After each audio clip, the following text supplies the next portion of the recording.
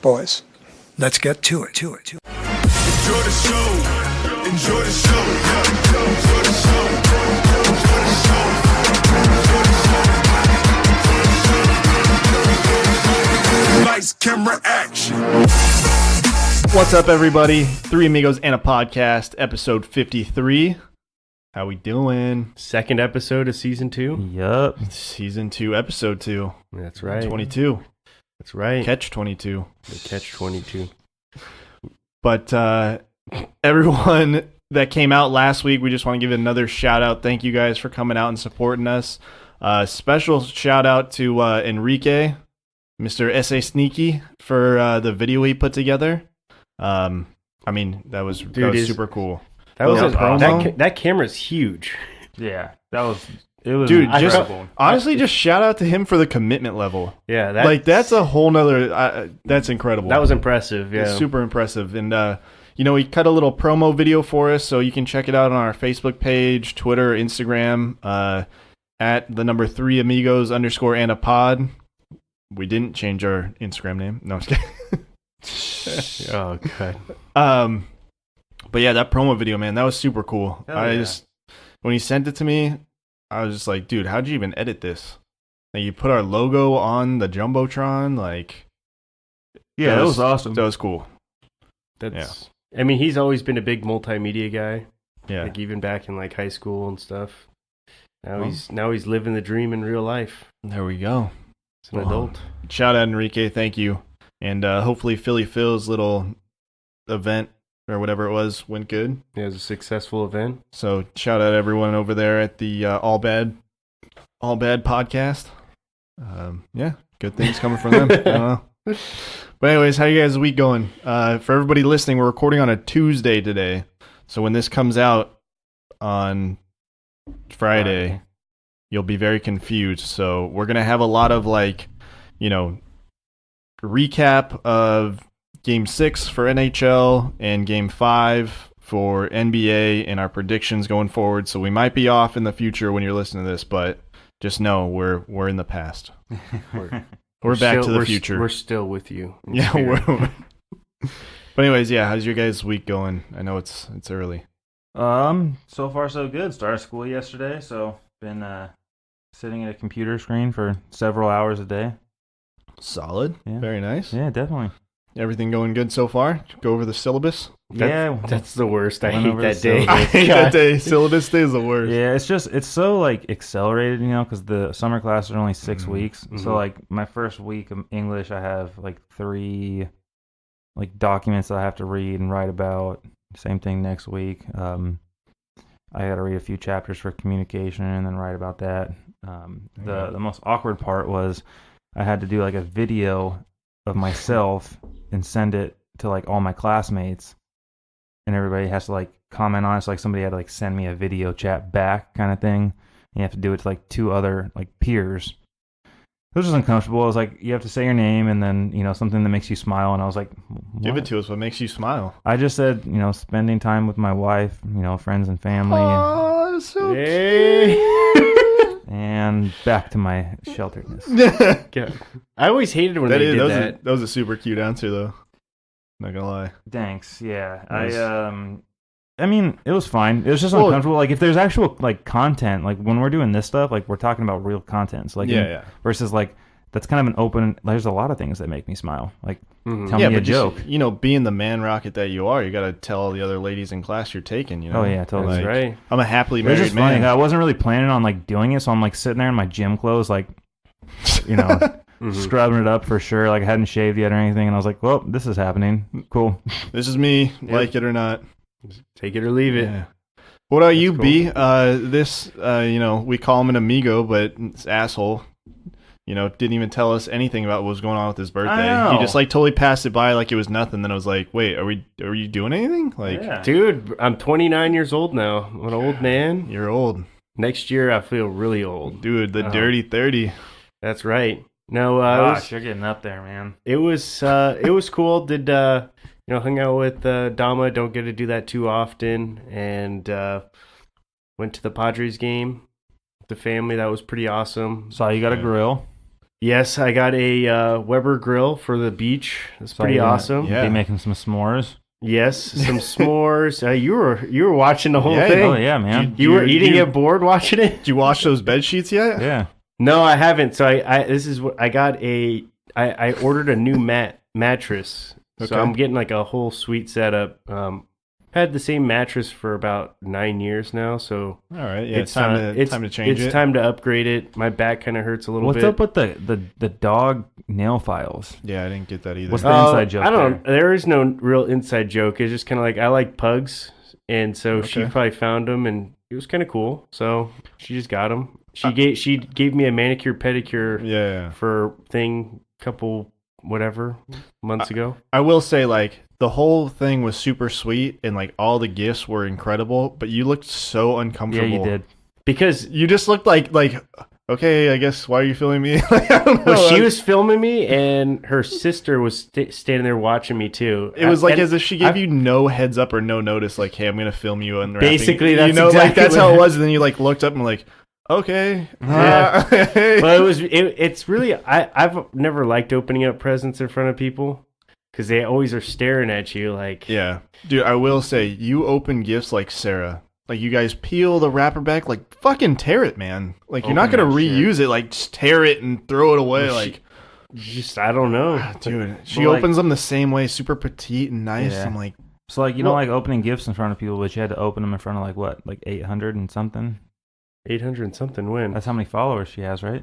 yeah. That's yeah. I Well, and did. she put it that's on why, YouTube. That's why it felt really uncomfortable. She put it on her Plus- YouTube plus channel YouTube. too. It was on the Dama V425. You know, and you know that's getting a lot of hits right now, so it's blowing up. I probably am viral now. My paper unwrapping skills. Everyone wants to know how to do it. Everyone, yeah. Everyone wants to know your filing No, technique. but Do you go pug face down or? so I had a good time. You know, I guess at the ballpark they have a pretty good deal with the bottles of wine that you can get there. I didn't even notice that, but Didn't even know you could get wine. yeah, you can get a full bottle for. Well, I know that for they're like individual, but not like. you can get a full bottle for like $39 there, and they normally charge you like $14 a glass. Nice. So Good deal. yeah, we ended up getting one of those and just kind of split that while at the game. It was pretty cool. Nice. And then yesterday, I'm really tired actually, went to a J-Lo concert because that was Dama's present that I got. Whoa, got- J-Lo. I will say this: she is very passionate about her work. You could tell. J-Lo? Yeah, Dude, she's a fucking workhorse. hell You yeah. serious? she is. Yeah, I had it no was- idea she was in town. I didn't either. It was at Sports Arena. It was actually I was pretty impressed. She's a full-on entertainer. Yeah, no, she's incredible. yeah. Shaylee had me watching some of her Instagram things the other day, and I was like, damn, that girl can She's- still work it. She can still work and it. she is in really good shape for Oh, yeah. 50 Oh, years old. yeah. She's technically 49. Just saying. Just Still. saying. So Unless that, you- that unless was you're you want us saying to there's a start chance. so that was her tour was birthday. Like it was her birthday. She was celebrating her 50th birthday with like her fans essentially. That's cool. And there was like a scene in there that was really awkward. Like she was shaking her ass on the stage a lot too. That was kind of weird to just, you know. Why was that weird? Are you not an ass man? No, because you're like there with your girlfriend. You don't want to be staring at her ass the entire time. You know. What a good guy. I mean, like, I'm sure Shaylee would understand because it's more of an impressive thing. Like, damn, that girl's 50. And But anyways, She's still- but Plus, anyways, you're there to stare at her ass. That's still got aside it. from the point. Anyway, so She still there was like a got thing it. where she was like, "Whose birthday out there is it?" And she like raise your hand and stuff. And she like grabs this dude up like and pulls him up on stage. And this guy's like mid 40s. He's like balding and he just he just Yeah. he looks like his body has seen better days. Let's put it that way. And she's like, "Oh, I got a couple birthday presents for you or whatever." And like there's like a chair back there and there's like two girls that are like skimpily dressed and they're like, "Here, sit down." And they basically she like lets them give him a lap dance in front of everybody in the entire audience, and it was really weird to watch. nice. Nice. And then J-Lo gave him a lap dance too. I was like, I wish it was my birthday. I wish it was my birthday. You're No, like, but I you- wish I was richer so I But could you be could in tell the pit. you could tell she was super passionate. Her daughter came out there and they sang like a duet on stage and everything. Nice. But Dama's always wanted to see J-Lo in concert, so that was like a present I bought her for her birthday, which was back in April, and just so happened to fall in On your birthday week. the weekend after my birthday. But yeah, it was pretty cool. Yeah, I was impressed. They had some pretty good dancers on there. I guess some TV show she does, like World of Dance or Dance World or something like that. Know. She's like on there, but like the dancing was pretty well choreographed. I was impressed. Nice. Well, yeah, that sounds fun. My about yours? weekend, Yeah. my weekend was pretty uneventful. Trying to remember what I did. Didn't really do a whole lot. Just kind of went. I hurt my arm. I was went and played tennis. Dude, I was rocketing those serves, man. But this tendon right here in my elbow is super tight. Tennis elbow. Tennis elbow. Seriously, dude, it's a real thing. No, for sure. You have to go lefty. I'm just kidding. All right, Federer. But that's not what I meant. Oh god. But yeah, this weekend, tomorrow, go visit Sarah and her family in Sacramento. So that'll be fun. Next weekend will be a lot better than this weekend. It was just kind of relaxing and hanging out. So it was cool. Nice. That's right. You gotta have some of those relaxing weekends every once in a while. Yeah, Absolutely. yeah, definitely. But yeah, let's get into it today. Today I think Women's World Cup started. Dude. It was like Chile and somebody played first, and Chile then Sweden. in Sweden, and then when had that game end? Sweden won 2-0. Oh man, big World Cup guy. I No, like the I'm World just kidding. Cup. I do. It's interesting to pay attention to. It's just crazy because, like, I mean, you obviously sent us the odds today for like the USA team, and like obviously very heavy favorites to win. But like to go out and I mean, it looked like a low-scoring football game.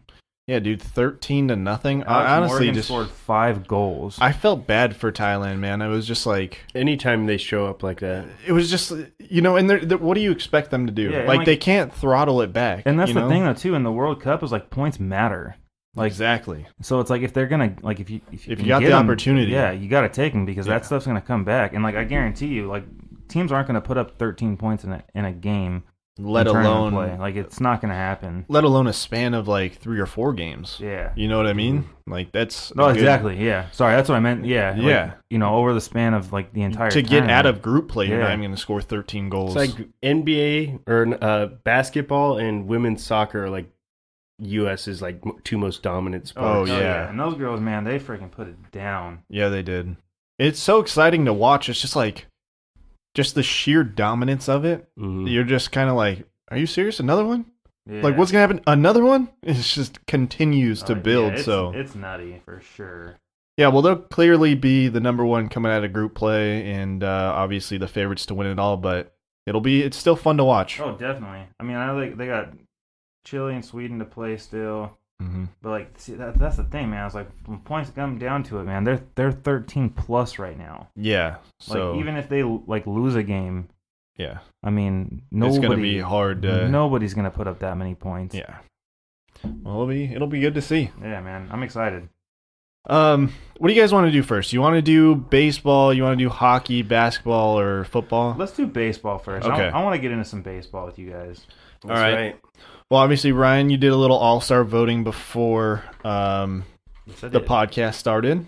You went with Tatis and Reyes as your Padres. I did. Tatis, I do feel like he deserves to be there. We talked about it a little bit before. I mean, small market teams, we just don't get the love from the total fan base of baseball. Reyes is my reach, and it's a coin flip between him and Renfroe. They're both putting up pretty good numbers this year. But Franmil, I mean, I like him. I like the persona. I like the charisma that he brings to the game. There's, something to be said about, building within the locker room, and I feel like he's a really good guy to have on the team for that specifically. Yeah. Go ahead. So I know they changed the all-star voting. Do you vote bullpen, like starters, bullpen, closers? not.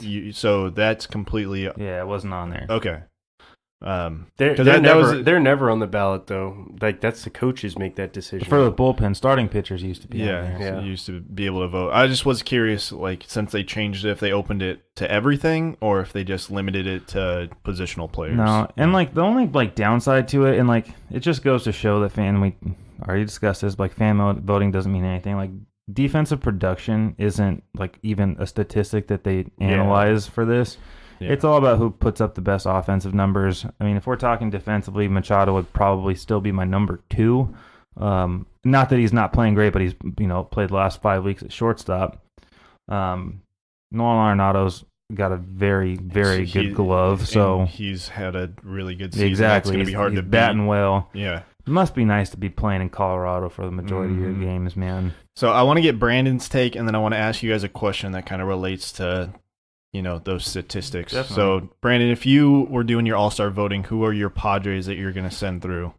Or Padre, I don't know. You know what I mean? It's hard. There's a lot of couldn't talent. vote on pitchers, though. Exactly. Yeah, Kirby Yates is. You just said can't vote on pitchers. Can't vote on Well, just vote let on me pitchers. say something. Okay, Jeez, let me say- go. I'm not allowed to. I'm allowed to say who I think the Padres are gonna. Who's gonna go for the Padres? Can't vote on pitchers. Kirby Yates is for sure gonna go. That's like a Yeah. done deal. You can. Yeah, I agree. You could. He write could that in lose him, stone. like he could blow the next 5 saves, and he's still going to the All-Star game. Yeah, that dude is playing on another level. Yeah. Outside of that, I mean, I think the outfield position is too competitive for any of our guys to do well in there. Definitely. But And the lack of plate appearances hurts all of them. for Yes, sure, yes. for sure. But and it just being from a Padres bias, not from an overall looking at the whole field. Like if you were the coach and you had to Padres send a bias. guy, who are you yeah, sending? Who are you doing? If I'm sending, I do think Hosmer has done a fantastic job this year. I love Hosmer. Tatis deserves some serious votes because he has played. His sample size is really small, but he is honestly. it's a if you were different to- team if when you he's were to- on the field. If you were to multiply his production in his period of time, he would be a clear long shot to go for shortstop. Yeah, I agree. Like if he didn't have that I really think he'd be in the All-Star game if he did. I think that 5 weeks off will kind of cost him. But outside of that, I mean, I don't know. I feel like between Franmil and Renfroe, they've done well, but they haven't done enough to belong in the All-Star game. They're on the outside looking in my opinion. Yeah, I mean, if it's up to me and I'm voting, as a Padre fan, not taking all the statistics into play, just guys I want to see out there who I feel like deserves to have a shot.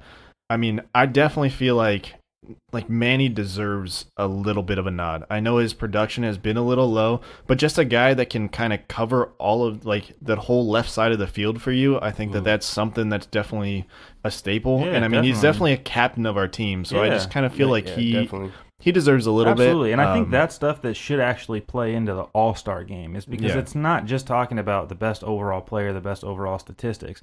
You can take a guy with 100 at-bats versus a guy with 300 at-bats. Who's going to have better statistics? The guy with 100 at-bats. Yeah. So, Unless you're I'm going against Tony Gwynn or Yeah, Ted Williams. yeah. No, I'm and, just kidding. and I'm with Very you. few people. Yeah. Yeah, and I'm with you on that because I feel like the defensive production does belong in the voting from a All-Star standpoint. It's half the game. So this leads me into my question. We went over what statistics were shown in the All-Star voting, and I think one of the heavy favorite things for fans has always been the home run. Would you guys agree? Yeah. It's always the big three: home run, Yeah. average, and RBIs. Last night was Diamondbacks and Phillies. the Phillies set the record for most home runs in a game. Do you guys think that the home run ball is starting to be desensitized? No. No? You still I think I could see that a little bit. I mean, you're looking at guys. I remember back in the day. I'd look at Chris Carter, those other guys who just crushed the crap out of the ball and hit over 40 home runs. And I used to think they were a lot better than they are now. Yeah. The Adam Dunns of the world, those type of guys. And now I look at somebody like that. I'm like, well, dude, he's hitting 200. I don't want that shit on my team. You can find those guys everywhere now. Yeah. And so I think it's not as valued as it used to be. I think people are looking at the more advanced statistics. I think fans are getting a little bit more sabermetric oriented and more analytical with their thought process.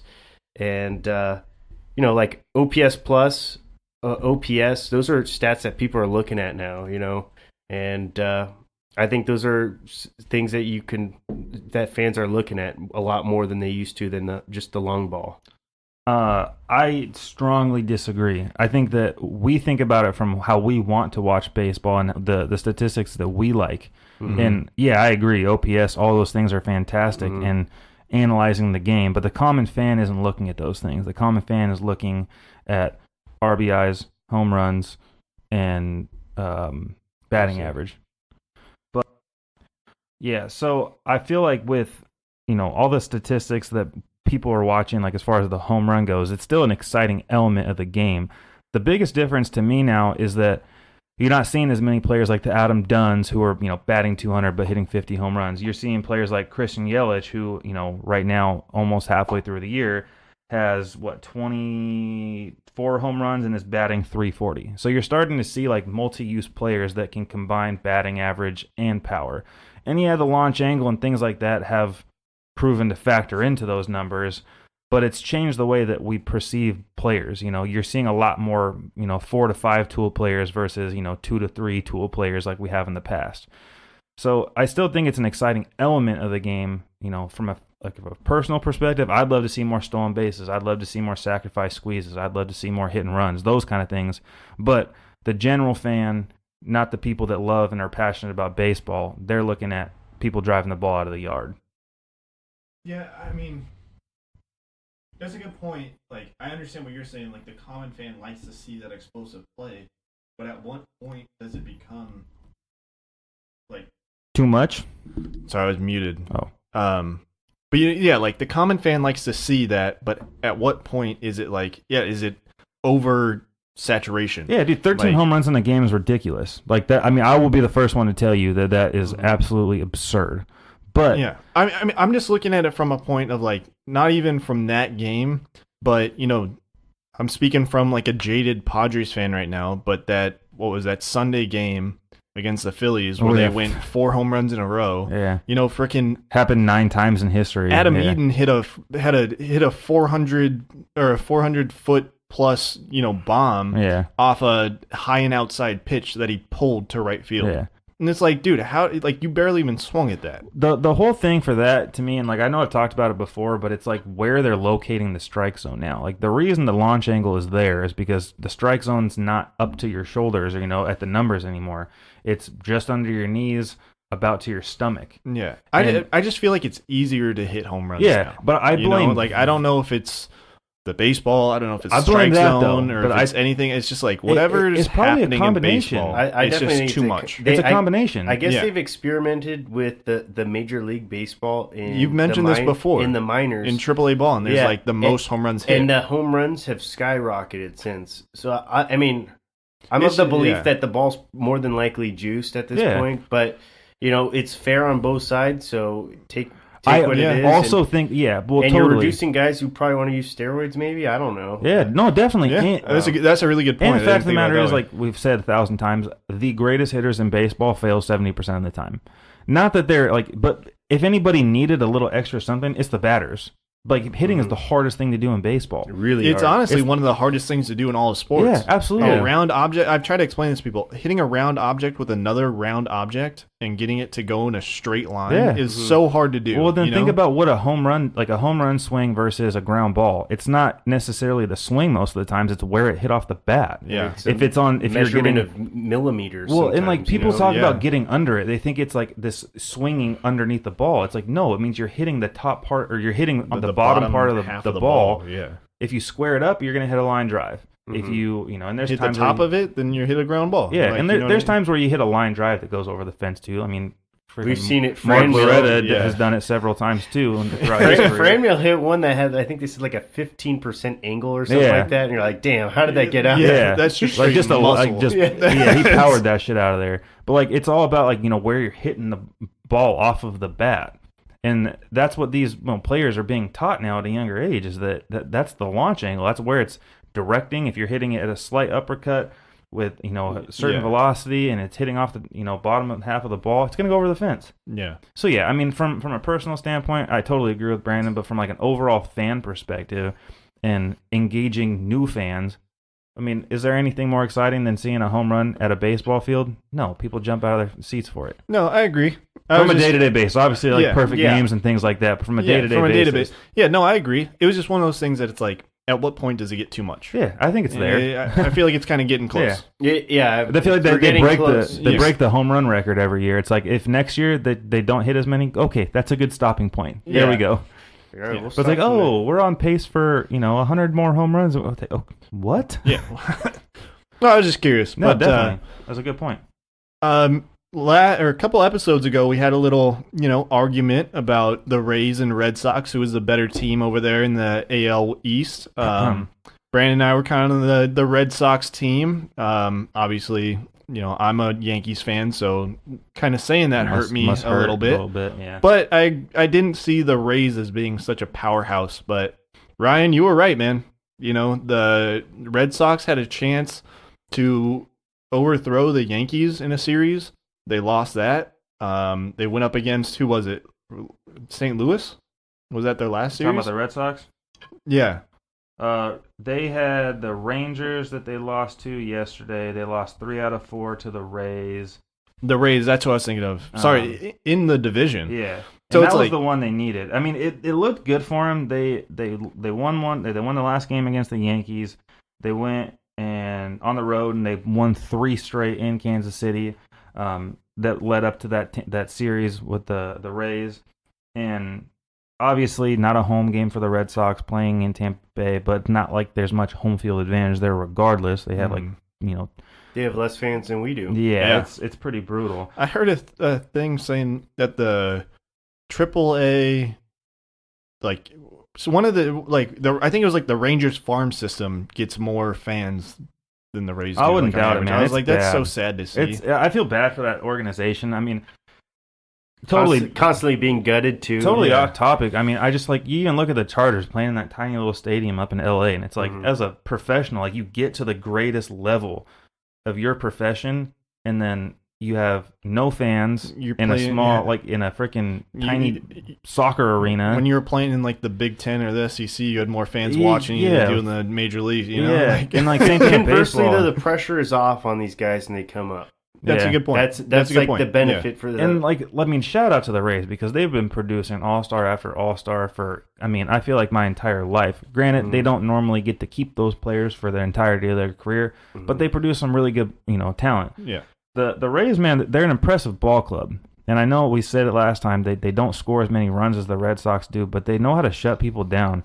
I feel like the biggest disappointment for the Red Sox this year outside of their starting rotation isn't even necessarily a disappointment, but it's the fact that last year JD Martinez went on a freaking terror. Yeah. And this year he's back to his reality. Yeah, we all kind of saw that happening. Yeah, I mean, there's no way that he was was a gonna- fluke last yeah. year. Well, at that level, he's still at that an level. all-star caliber player. But that's outside of his freaking mind he was Yeah. playing. Yeah. And yeah, this year, he wasn't going to be able to replicate what he he's did still last year. batting 300, but I think at this point last year he was batting 380 or He was something like batting that. 500 with 60 home runs. He was basically a 90% or 90 overall player in your MLB The Show. Yeah, your makeup player. It's just tough when Xander Bogaerts is leading your team in RBIs. That just means you're not getting enough situational opportunities with your big name players. And I'm not saying that it's JD Martinez's fault or Mookie Betts' fault, but it's the surrounding cast. It's always about the surrounding They cast. haven't clicked yet. I still think it's early in the season, personally. Yeah, But it's definitely. getting to a point where it's almost getting too close. late. It's getting You know, close, it's- but We're about a and third they're- of the way through. they're still a game up over 500, so they're literally they could go on a 10-game win streak, and they're right there. And they're capable of doing it, but it's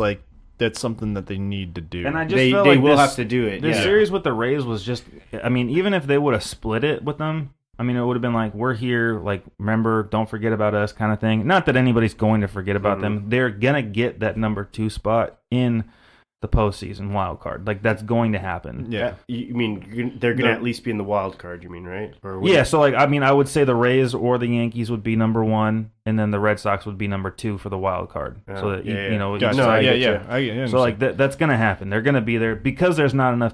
There's not enough teams in the AL that are actually. I'm confident enough to say that would beat them. So it's going to happen as long as they start producing towards the end of the year and they can win that one game. That's all that matters at the end of the year. Yeah. If Chris Sale's not producing right now, he needs to produce later. But the problem is with pitchers, the more innings you throw, the fatigue starts to kick in, and if it's if he's not playing great when he's 100%, when he's 75%, what's he going to be doing? Yeah. But the Yankees are going to be dangerous too when they start getting these bats back. Dude, I You know know. what I mean? It's they're still playing with a 3/4 AAA of their baseball team roster out there that's killing it. I don't know how they're doing it. Slowly- The Yankees are Dude, Aaron Boone, man. God. It's not only Aaron Boone, but it's like it shows what a locker room can do when they're all together, when they're a People team. want to play you know for what the I mean? Yankees too. It's a mentality. Like being a Yankee, like that's like you're in the brotherhood. Like that. Yeah. Who doesn't want to play for the Yankees? You got to cut your hair and shave your face. Absolutely. Well, let's fly all the way over to the other side of the nation. We'll go NL West. Padres dropped to 4th place in our division. I think they're a game and a half back. The Red Between Sox that and the Diamond, or not Red Sox, the Rockies and the Rockies. Diamondbacks. Yeah, so it's about a game. I think it's a game and a half. I don't That's know what correct, it is yeah, now, game but and a half. they're close. So, in your guys' opinion, I just want to know, like, obviously the Padres are playing at a level that we didn't see that was going to come out this year. At least I didn't. I mean, I thought end of the year they'd be a 500 ball team, but I didn't think they would be flirting with 500, above 500 all year, or like all season as of now. What do you guys think the Padres need to do to kind of like break through that barrier? That they need 100% comes down to bullpen. I mean, But there's is that a enough, move that you want to make in trades? you know, it's or- funny because I find myself biting my tongue because of the Jankowski injury earlier in the year. Him going out, I felt like it kind of gave an opportunity to more of our younger players, to see what they have. Now we've seen what they have. Margot is a fantastic trading piece. We don't use him. He's an elite defender. He's an elite defender, but we need him, for people's rest days and when we need, big defensive situations. Mm-hmm. We would not need him as much if we had Jankowski. So if Jankowski's healthy, I would 100% move Margot for bullpen. Or if Myers could hit worth a damn, do that. Yeah, right now he's hitting his freaking weight and it's pissing me off. Yeah, and it's just kind of, come on, dude. Yeah, but no, like honestly, like if we had another defender on our bench, somebody who's fast, somebody that can, cover the captain field. our, or our defensive side of the ball, I would be confident to move Margot. Unfortunately, we don't have that, so there's really not many chips I feel like Preller's going to be willing to trade in order to shore up that bullpen, unless he wants to trade prospects. Yeah, 2-run shot.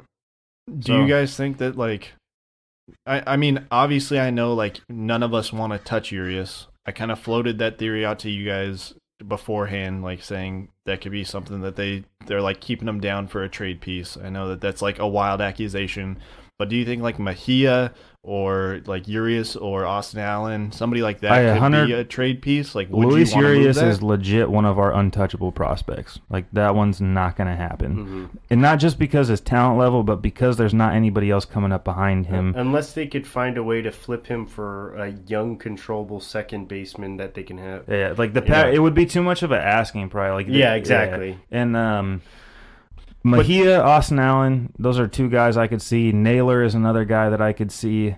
I mean, with Mejia being like the potential there, and then obviously him being hurt. I mean, bullpen arms, people are definitely willing to give up bullpen arms for high-end prospects because the risk is, it's not major. If you're a sub 500 team with, a couple good relievers, you'll give a couple good relievers with Mejia. We saw it last year with the Indians. I mean, we gave up 2 excellent relievers in order to get a I think at the time, number 5 overall prospect. Obviously, his value is not that high, but I could see them flipping him. I mean, Austin Hedges, like it's an issue for another season that they're going to have to figure out. We're seeing now why they were going after JT Realmuto as hard as they were, because I mean, the dude's batting under 200. Yeah. Like, so for me, looking at it, like I said, seeing how the Padres are doing so far this season, to me, it's kind of like just take the season as it is. That's where I'm at too. And it's like I don't feel like you need to reach for anything, but I definitely feel like it's going to be a talking piece coming up. I don't feel like this is the right season to do it just because the Dodgers bullpen is so terrible and they have so much to offer in the sense of money. Mm-hmm. You know what I mean? Drive like up the asking price. Yeah, so they have they have that, and they need bullpen. Yeah. Like Dodgers need bullpen. They're going to be the number one. This is their year to contend for it. Exactly. It's not so ours. it's like it's not a battle that you want to go into, in my opinion. No, absolutely. But I mean, going forward into the future, like that's going to be something that we need to address. Well, and I also think too, like if you look at the buying market when you get closer to the deadline, like people buy high. Like I mean, it's not the Padres have always benefited off the fact that teams are willing to take bad contracts or, decent players in order to shore up bullpens or shore up a rotation. It was the same reason we were able to get James Shields off of our books in order to have Fernando Tatis. Like, people do desperate things, at the trade deadline. So I don't think that the Padres are in a desperate situation. I also am confident that they know that. So I wouldn't want to see them, get rid of a player in order to win right now when it's something that we could do during the offseason. I definitely see them making some moves. I don't know if it's going to be big moves that are going to really move the needle too much. I don't see them parting with top prospects to secure bullpen arms or anything like that. I could see them maybe flipping like a mid-level prospect for a solid reliever who's probably got an ERA in the 4s or something like that, like a low 4 ERA. Yeah, it's not going to be one of those off-season or mid-season trades where you're seeing us flip prior to the trade deadline. Like Margot for let's say like Carl Edwards or the Cubs or something like that. You're not going to see those kind of things, just because being a 500 team doesn't necessarily sure you into the playoffs. You want to keep the overall team as intact as you can, and I think that they'd be moving too many pieces in order to get things they don't need right now. Yeah, I agree. Yeah, I agree. I feel like, the organization, I have faith in them that they don't feel like they need to win this season. Yeah. They're like, we're doing good right now, and we can be patient with it. I think that it's above expectations. They've been streakier than I'd like to see them see. You knew it would be like that because they're a young team, though. I just thought they that were they like would, that last season, too. But I thought that they would get the majority of their wins at the end of the season.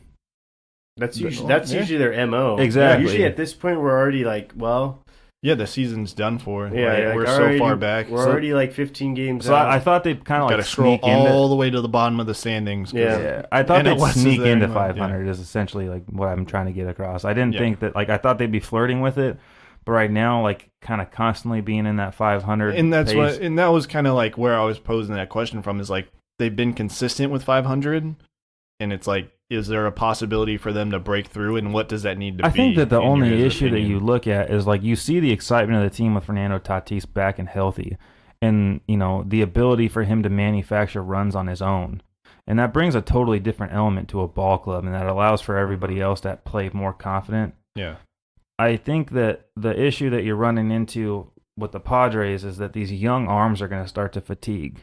And you're kind of already seeing it with Paddock a little bit here. Lucchese's actually been turning around as well as Lauer.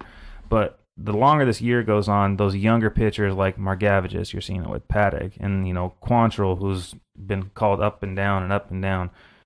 It's going to be hard for them to maintain this level of success from a pitching standpoint, unless they start scoring 9-10 runs a game. Yeah. So I would be more settled with them staying stagnant throughout the year. But they definitely need to shore up that bullpen. If there's an opportunity to do that during the middle of the season, I don't see why not if you're not giving up top prospects. All right. Well, I want to move into some NHL. Game 6 was in St. Louis. They had a chance to tie or to take the Stanley Cup since '73 on home ice. In all reality, it looked like they were overwhelmed. On home ice, it looked like they were a little bit too excited. The crowd was buzzing.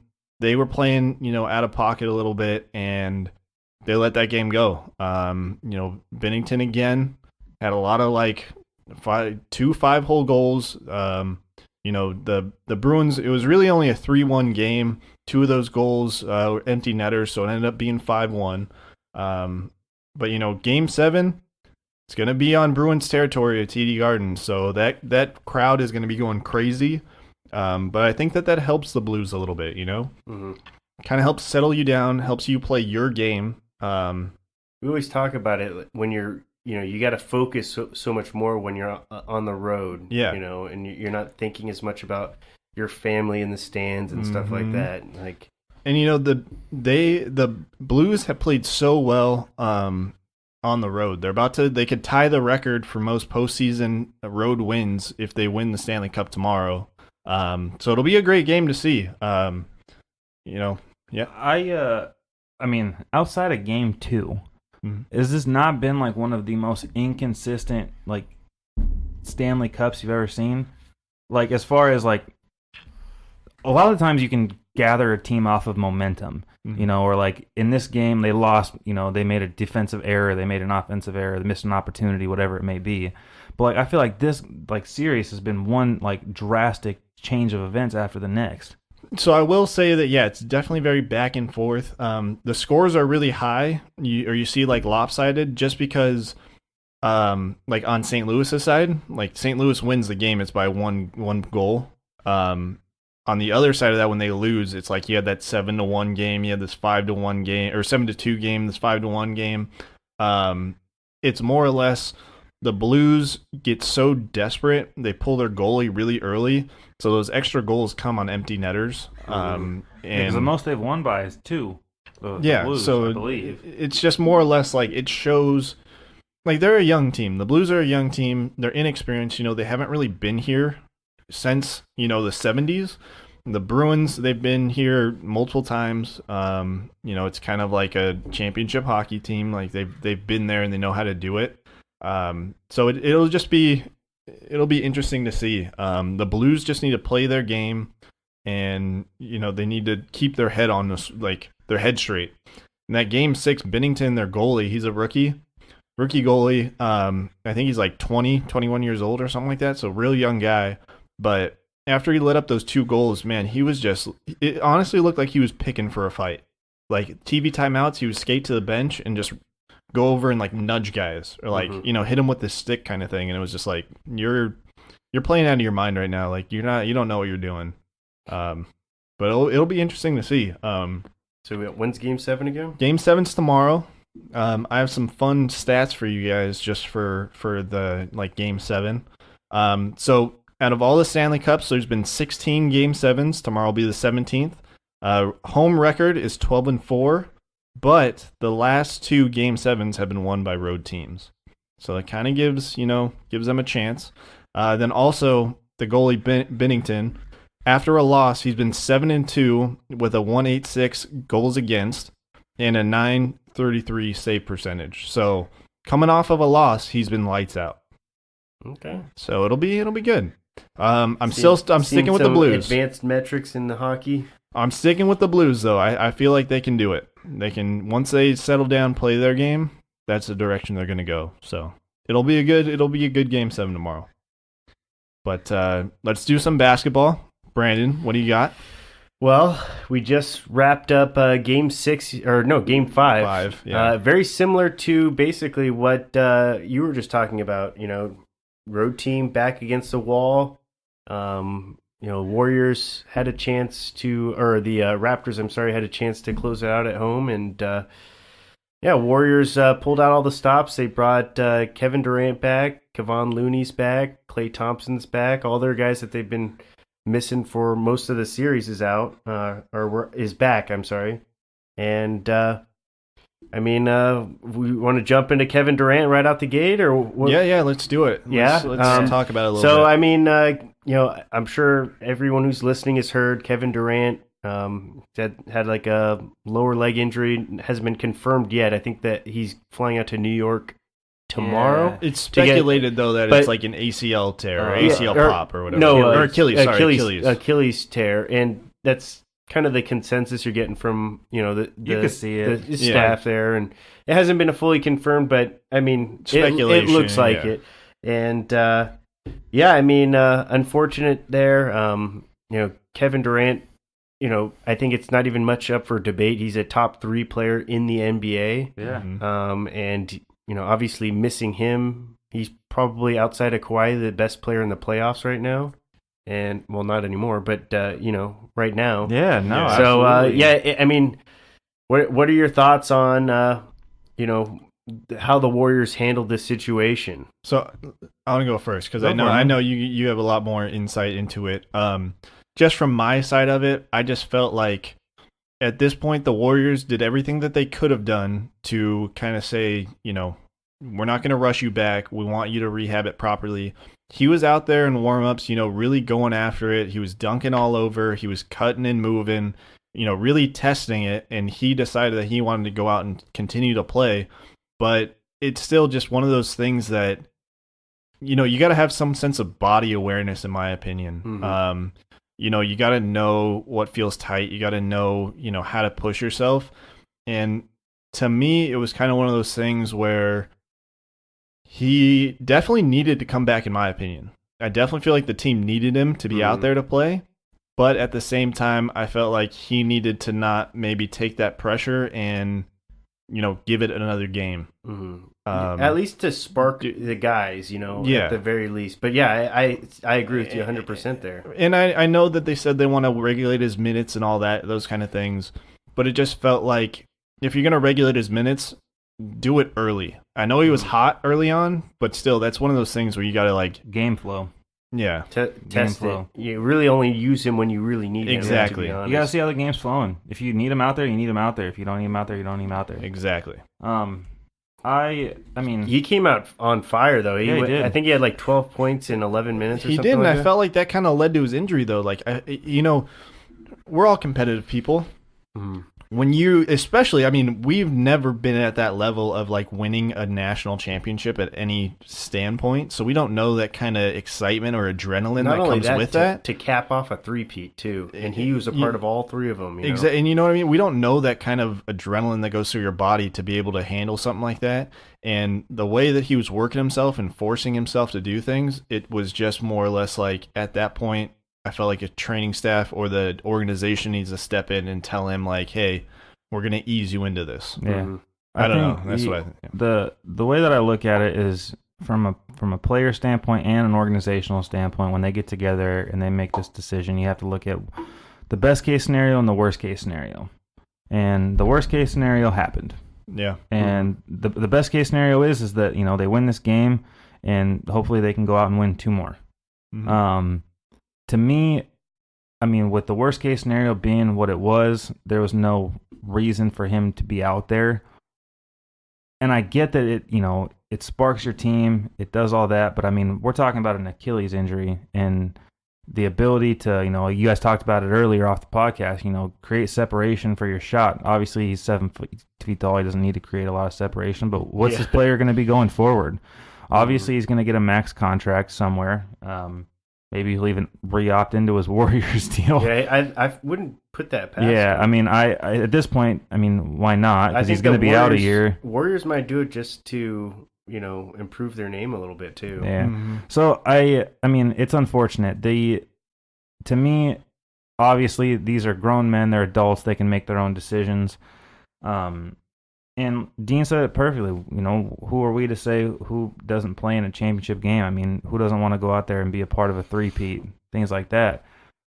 I just, from looking at a player's perspective, all of these doctors, all these athletic trainers have been under the microscope since the Isaiah Thomas injury, and how they're utilizing these players, and everybody looking after their bottom line versus looking at the health of the well-being of the players. So. I don't know how much truth there is, but, the doctor clearing him for play, you don't go out there and clear a guy and have this happen if he's fully healthy. Yeah. He wasn't going to be fully healthy for this run. No. It wasn't going to happen. And, talking about it, my sister being an athletic trainer, limiting his minutes doesn't do anything because if you truly limit his minutes. Not if you truly, like you said, with game flow, use him in those situations. But the issue is with injury is that it's not a matter of like timing. If he's out there for 35 minutes, if he's out there for 10, it's one movement that does it. No, so, I get he could go out there. He. I just mean more or less like use him in the sense of we know he's an elite shooter. Use him in that sense. Well, I'm more talking about like not the necessarily like the game flow, but like them saying they're going to reduce. Oh, okay, his okay, I get what you're saying. So like reducing his minutes, like that's irrelevant as far as like the health aspect of it goes. It's not like being on your knee that's bumming you out, or like having a shoulder that lingers. The longer you keep Slept shooting. Funny on your neck. I'm sure he felt fine because having a calf strain doesn't always hurt that bad, but it does support your Achilles. Yeah. So one wrong movement in 1 second can change the whole dynamic of your leg. So that's my only issue is that it seemed like a lot of words that were being thrown out to kind of take the common fan. I'm sorry I keep saying that, and just be like, all right, well he's okay. Well, not only that, but it's like coming from, like you said, the common fan, if you see somebody, a superstar out there, and it's like, well, it's just a calf injury. Like, it's a calf strain. Like, my calf's hurt before. You could still play basketball. You know what I mean? It's like, you hear that, and you think back to, like, I'm blanking on, like, a player's name right now, but somebody in the playoffs that just, like, sits out and doesn't go for it. And Jay like, Cutler or something like that. Or even, like, Kawhi was getting a lot of crap sitting out the past couple seasons. Last year, you know what I mean? It's just kind of those kind of things where, as a player, you don't want to have that bad rap. You don't want to be like, I'm not a lazy player. I'm not somebody that's just, not wanting to show up for the big events, but... I feel like KD, more than just about any other player in the league, he's really insecure about himself. He's a very emotional guy. You've seen him with all the burner accounts on Twitter and stuff. Like he's like getting into arguments with little kids or trash for talking no him. reason. And you're like, dude, we all know you're going to the Hall of Fame. And you are one of the best players this game has ever seen. And you don't need to argue with people about that. Yeah, you don't need to argue with a 10-year-old who's seen 10 NBA games in his entire life. Yeah. Well, and that just like brings back to the point of, player safety, player health. I mean, that's always going to be number one. Mm-hmm. And, obviously them being down 3-1, you want your best players out there. Mm-hmm. But you also want them at their best. And he clearly, like I said, moving out there, it was great. But, what was the biggest issue? That calf supports that Achilles. Yeah. And it couldn't. And all it takes is one movement, and that movement happened. One drive or one, and that's exactly what Leah and I were talking about last week on the podcast, because, it's the awkward movements that you get into. All it takes is one. Not that pivoting is an awkward movement, but on a bum leg, it's uncomfortable. Well, it's just like the force you push. Yeah. But the direction that you're going to push is different. I mean, I have nothing but respect for Kevin Durant for wanting to go out there to help his team. I feel like it would have taken a SWAT team for anybody to hold him out of that game. I agree. Yeah. Game on the line, series on the line, trying to get that third championship. I mean, I have nothing but praise for the guy. And, the organization as a standpoint, how can you tell that guy no? So ultimately, that's what it comes down to me. You can't point the finger at anybody in this situation. It's an unfortunate circumstance. If we were talking... middle of the season or 3/4 of the way through the season, and they pulled this, you shouldn't have had him in there. Mm-hmm. But we're talking about the championship, win or go home. You can't fault the guy. You can't fault anybody. Well, we hear this a lot, especially, I'll try to keep this, if we can answer this one quickly, but, you hear a lot about load management now in the NBA, and how Kawhi Leonard only played, I think, like 60 games this year. Mm-hmm. Kevin Durant played like an extra, I think 20 or something like that on what he did. Kawhi's still hanging in there. He's playing at an elite level in the playoffs. I mean, obviously, this is going to support the argument that load management is obviously an important thing to factor in. Nobody cares about statistics anymore in basketball. Nobody. Yeah. It's all about the rings and championships. That's all it is. I mean, if you're not winning when it matters, then what's the point? Mm-hmm. We've watched Russell Westbrook, shatter record books, and James Harden shatter record books, and those statistics don't mean anything. They're not creating championships. No. Yeah, I mean, you look at a different sport in baseball. Like back in the day, pitchers would throw 200 innings in a season, or you know what I mean? They throw 9-inning games consistently, those kind of things, 120 plus games, kind of pitch games, you know what I mean? But the difference is back in the day, there wasn't as much torque on your elbow. Nowadays, you're throwing all these different kind of movement pitches and, breaking balls and stuff like that, it puts a lot of strain. Well, that too. And they're guys are throwing faster now than they ever have. And, it's the same in basketball. Back in the day, games were played down low by big men. You know what I mean? Or you move around more past the ball. And I feel like nowadays, these guys like KD, Russell Westbrook, those kind of guys, they're flying around. Yeah. They're driving the lane, they're dunking. That's a lot of strain on your knees. Definitely. A lot of jumping, a lot of movements. It's tough on your tendons. So I think that it's a great fast pace than it used to be. Yeah, and I think that's a great thing to do, to have, load management. Yeah. Mm-hmm. Well, to wrap up NBA, what is your predictions for number of games and who you think's winning it? I'm still going 7 games. I think that this team's going to rally behind, Kevin Durant as their teammate, as their brother. At home, in Oracle Arena for possibly the last time, and they're gonna pull. No, for sure the last time. No, well, Oh, yeah, game- sorry, yeah. sorry for the last time. Sorry, I was thought you meant game 6. Yeah, Yeah. and then I still see the Toronto Raptors pulling this off. It's gonna be tough. I mean, you saw yesterday they threw all the stops out. They brought KD back. They had all their weapons, and Toronto made a mistake in the last second of that game and lost. So, I mean, if they just, it's not that the Warriors look bad. They just look tired. They're for sure worn out. Yeah. I mean, you have that many championships in a row. And the lot of Raptors, games. they're in the just- finals. What, this is their 5th final in a row. Yeah. Like, The Raptors, I look for them to bounce back this game, but I mean, I'm as a betting man, I'd still take Game 7 Raptors. I'm going Raptors in 6. I think, Kawhi Leonard is a different type of animal right now. I think he's just playing way above his pay range. Like, the dude's just taking over that team. And I think it's like he's not only from a scoring standpoint, but from a facilitator standpoint. I think that he's going to come out hungry and he's going to want to end this. And I could see him just taking over this game in 6. He was doing that down the stretch yesterday, I hope too. you're right. I do too. I hope you're right. Thank you. I'm still taking Warriors in 7, man. I think the Warriors are going to come back. I think they got 3 in a row in them. I think they could do it, man. They're going to reverse it. Never been done in history. They're going to reverse it, man. Alright. Just because, I don't like those odds.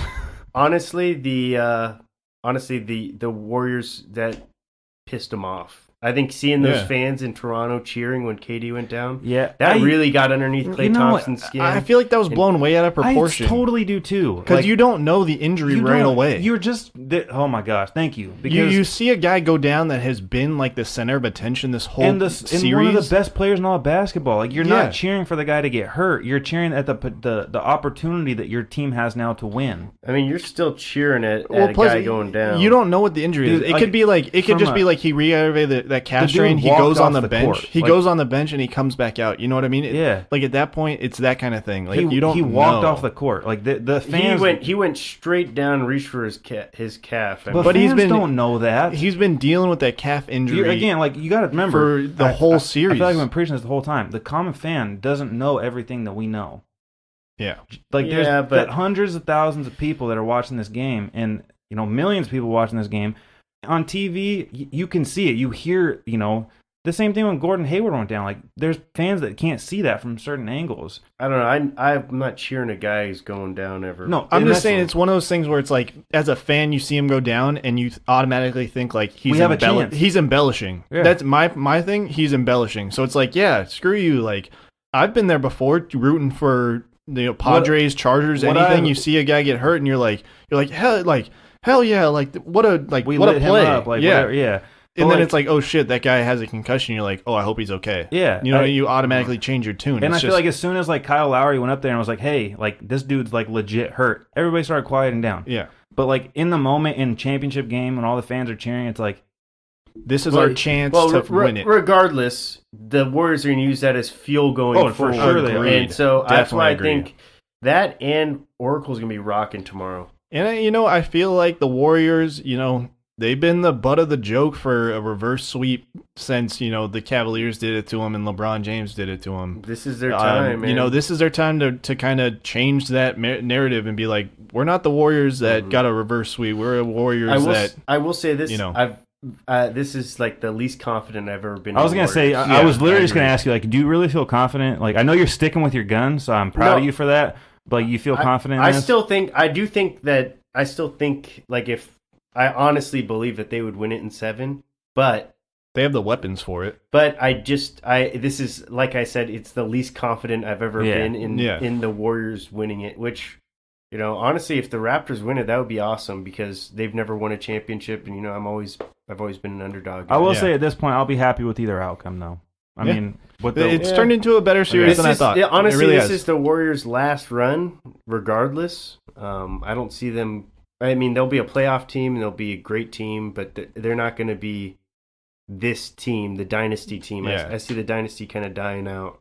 Yeah, well, let's transition Everybody over to keeps some saying that NFL. about the damn Patriots too, but here we are. Yeah, it's a Six different. rings It's later. it's a different kind of ball club. Yeah, I'm it's saying I'm no completely longer saying that the dynasty is dying because I feel like every time that comes out of my mouth, the Patriots win another fucking ring. They're slowly. They were a few years ago. They're 73-win team. They've been slowly dropping a little bit every year. The issue It's is, trending in and that. I'm just gonna say this before I get in the NFL. The issue is that there's not teams out there that can compete with them in the playoffs. Like the only Who, the Warriors. with the Warriors. That's the only that's what it comes down this year to. we took them 6. The Clippers did, and we're not even like at full strength. You know, Yeah.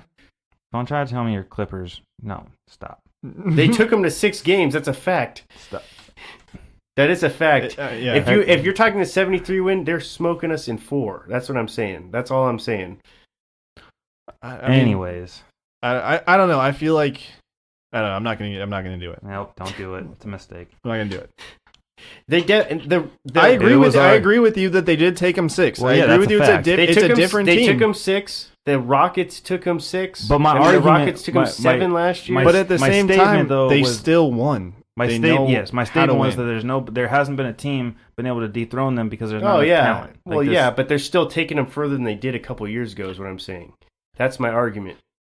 I mean, that's It's like 2 yeah. years ago they only lost 1 game in the entire playoffs. Yeah, no, I get what you're saying. I understand what you're saying. I'm just saying that I agree with Ryan in the sense of there hasn't been a team that's been able to close the door on them. Yes, and I They're agree in that. Year there's to a few year teams to out year. east like that could probably be that should be a little bit closer. Yeah. But from the West standpoint, like you have the Rockets, and well now you have like the Bucks running up here. Like no, they're not. They're in the Not East. the Bucks. Sorry, the Rockets pretty much it, man. yeah. Yeah. And like the Rockets are just shit in the playoffs. So unless a team like Are you the thinking Clippers, of Denver?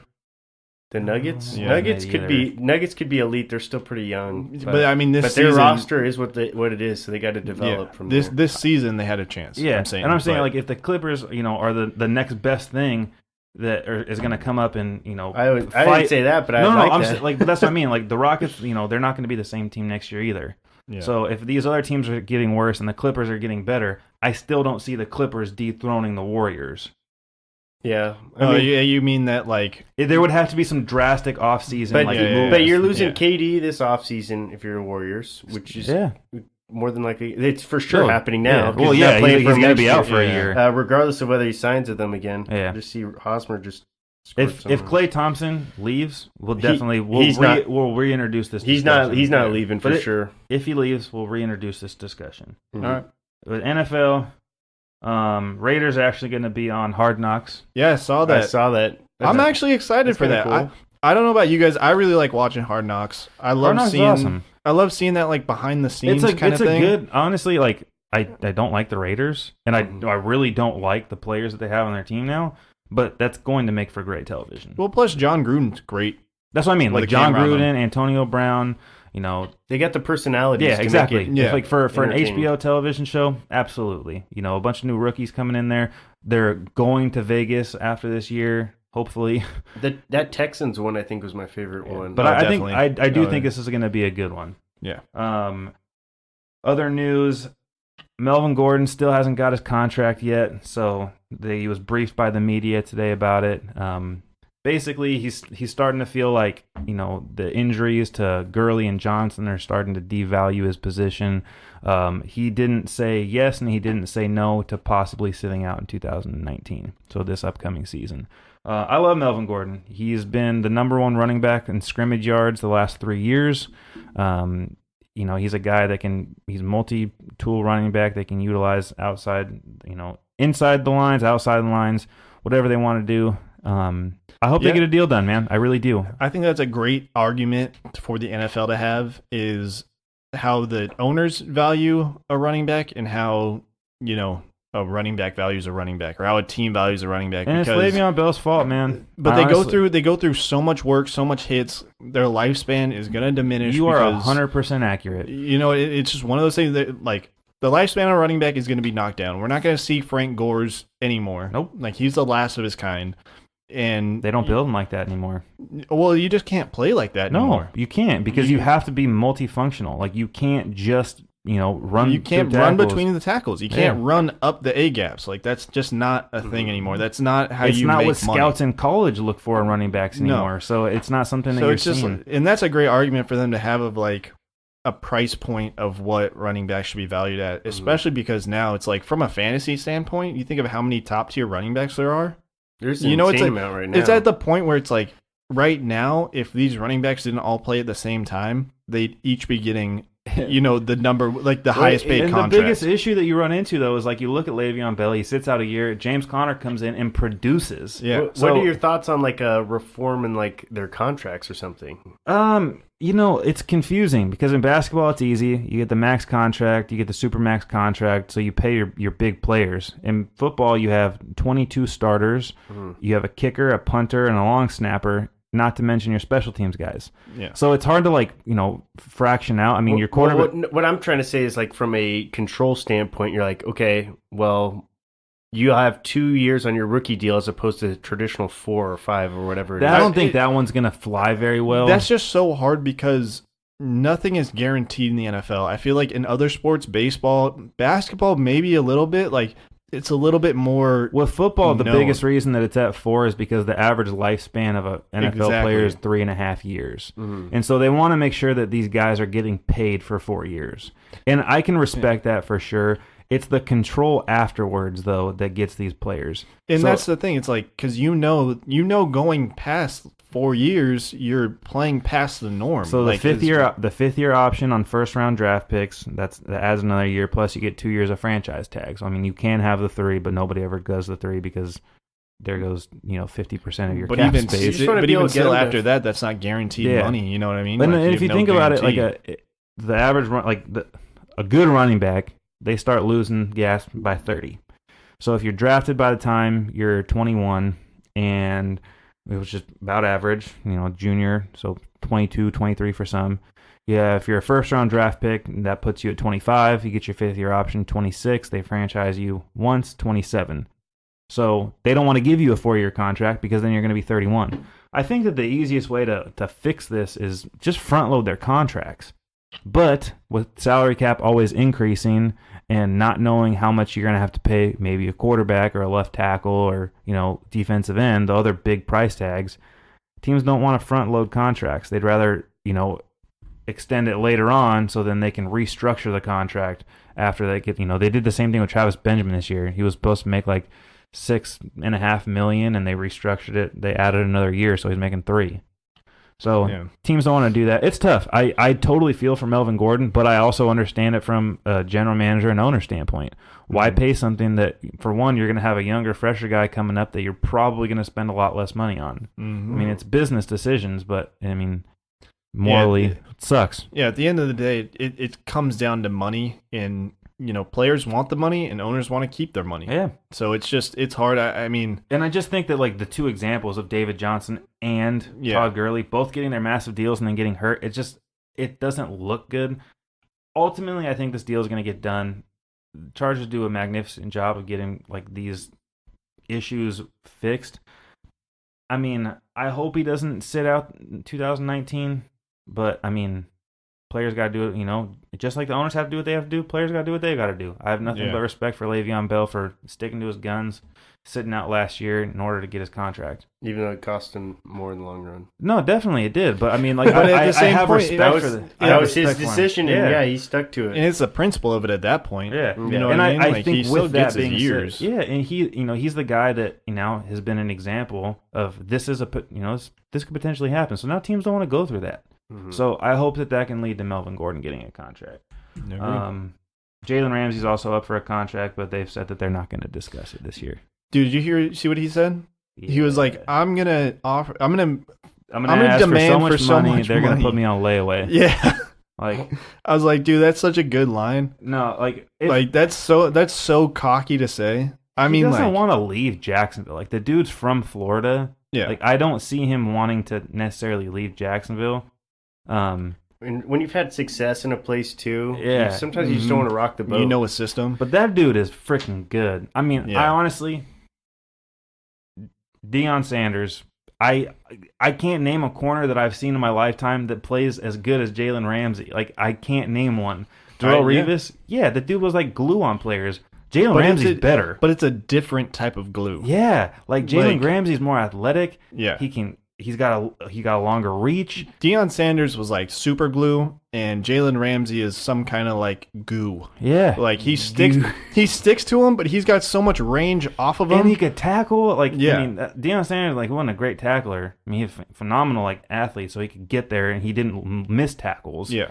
But like Jalen Ramsey can do everything. Like honestly, Plays up in the flat, covers can't- tight ends, I seriously like, plays deep. and I don't necessarily like the guy, but like I can't think of a better corner that I've seen in my lifetime. If you can, go for it. But I don't know how you don't like that guy. I love a trash talking kind yeah, of cocky. I didn't say I Yeah. don't like him. I said he's not my favorite guy. I don't Oh, yeah, dislike okay. him. When I was a Charger fan, that's who I wanted. I really wanted them to take him, even though Bosa's probably, if you were to go back in time, I'd rather have Bosa. Still. Yeah. But Ramsey, man, I really So wanted you guys him. remember that draft? Yeah, we went to the Like, draft. We went to the Yeah. But I remember Brandon and I were all about DeForest Buckner, and Ryan, you're like, no, stick with Bosa. And I will say that was a good call. Yeah. Yeah. That was a real good call. Yeah. DeForest Buckner, I mean, He's he's been a force, but They they had to moved move him. him to They tackle. moved him inside. He got They, fat. yeah, they moved him inside. Maybe it was on purpose, His but- lateral Big fat movement. boy. Yeah, He's like 6'7". yeah. His lateral Like, movement is yeah. not what it was in college. No, I mean like Bosa like and Ramsey. It's like how could like you even make the argument of like which one's better to have? Because like they're both they're different. amazing. Yeah, they're both amazing players. Fantastic. Like if your team got one of them, you're set. Good job. Yeah. That position's Yeah. Oh, yeah. got at least a all NFL or whatever. Yeah, exactly. They're phenomenal. Well, all right. You got anything else? No, that's it for football. All right. Well, I got the stat of the day this week, so let's do it. Stat of the day, stat of the day, dabba-doo-ba-doo, stat of the day, stat of the day. Here comes that what? Stat of the day. Bop. So I'm going to give you guys a date, okay? January 2nd. That was the day that the St. Louis Blues were last in the NHL. And now they're in the Damn, Stanley wow. Cup. Last place. Wow. January 2nd, they were last place in the NHL. There's hope for the They're at Padres. 31st place. No one, if you put them in the conversation of the Stanley Cup playoffs, people would laugh at you. And now they're sitting there one game away. I wonder what their odds were back then in Vegas. Probably still better than the U.S. versus Thailand today. The Thailand person or Thailand team. Yeah. But, they went on a 30-10-5 run, which is just ridiculous. Yeah. And, now they're here. Won 75% of their games. That's Yeah. freaking nuts. That's how you turn it on. That's how you get it done. Holy Do you know what adjustment they made to like So they got a new coach. They put that Jordan usually helps. They put Jordan Binnington back in the lineup. He was, started out, had some tough games as a rookie, sat him down, put him back in. The other guys, Vladimir Tarasenko turned it on. Ryan O'Reilly, defenseman, he, really took charge of his line. So it was just, I don't know, but pretty crazy. That coach's stock is at an all-time high right now. Oh yeah. Like, damn, you took a losing team to the Stanley Cup. That was the change. Yeah, God. So, yeah. That's nutty. Well, everyone, we are the Three Amigos and a podcast. Find us under 3A anywhere you listen to podcast. What was Leah's friend's name? Her roommate? Is that a roommate? Zaina? Zaina? Yeah, sorry, I forgot her name. I'm terrible with names. But she was, because we had that argument of like, is the NBA rigged or not? And I was saying it's the least rigged. I said it was NHL was the least rigged. She thought I said NBA is the least rigged. And she was like, pull the tape. And I was like, well, we're on you. You can watch it on YouTube. And Lee was like, well, tell her. She wants you to tell her when it's on Spotify. So we're on Spotify. We're on iTunes. We're literally anywhere you can find podcasts. So if you ever need to pull tape on us or challenge us with one of our old bullshit statistics, we probably got it wrong because we did. We're not perfect. Yep. We should do that thing like on what is that show? So it used to be on ESPN, maybe it still is. Not Around the Horn, but I used to have the two guys, and at the end, they'd have the guy from around the horn like fact check them on their statistics. It was pretty funny. Yeah, we would definitely need that, and we would probably lose out on a bunch of Oh, them. totally. But until then, we're just gonna keep feeding you our bullshit. Yeah, it's off the top. These you know are what I mean? mostly pretty accurate. It's though. a Three Amigos stat. There's some variation to it. Who knows? Exactly. But yeah, tell us tell somebody about us and keep us going. Season 2 underway.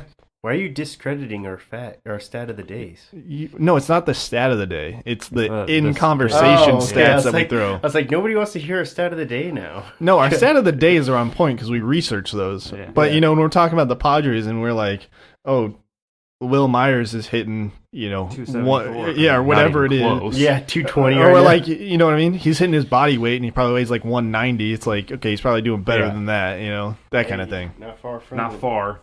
But all right, everybody, we will see you next week. See ya.